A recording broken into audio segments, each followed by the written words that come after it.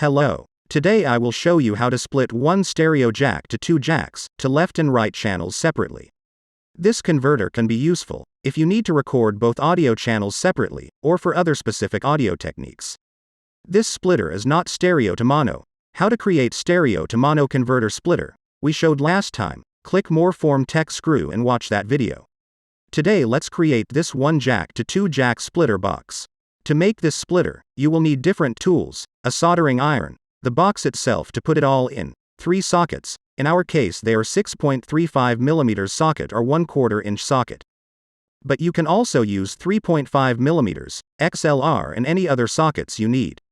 I need to connect the equipment with 1/4 inch jacks, so I pick 1/4 inch sockets. I have all stereo sockets, but you can also use 1 stereo and 2 mono. We had 3 stereo, so we will use them, it doesn't change the result. I'll put all the sockets on one surface, but you put them how you feel comfortable using them. With a ruler, draw a straight line, and mark the center of each socket. Then drill a hole for each socket.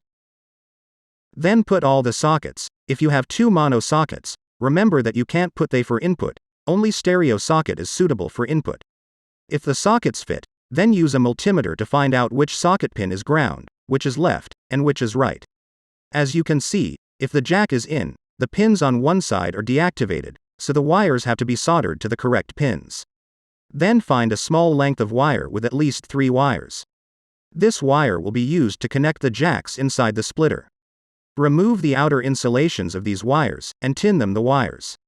In total you need 4 wires, on one end of the cable, and 3 wires on the other cable end. In this wiring diagram, made by Paint, you may be able to understand better what you have to do to work properly this splitter box. Tin also the socket contacts, to make it easier to solder the wires. Solder the pre-prepared wires to the socket. Solder the wires according to this paint diagram. When all wires are soldered, glue inside the socket box.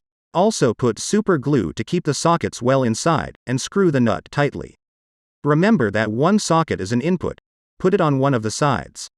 Once all the sockets are glued in, use a multimeter to check that you have soldered everything correctly. Use hot glue to isolate the contacts, to avoid short circuits in the future. Mark the sockets with a strong marker, so that it is always clear where the stereo input is, and where the left and right outputs are. To give the box a nice weight, and stop it sliding around on the table, put a bag of rocks or sand in the box, to make it heavier and more stable. Screw the splitter box close, and glue on the non-slip feet. The result is super. For a few bucks you've got your own custom 1/4 inch jack splitter box. If you have any suggestions or questions, feel free to post them below this video, I'll try to help. As always, if you found the video useful, hit like and subscribe buttons, to meet me in other useful DIYs. Good luck.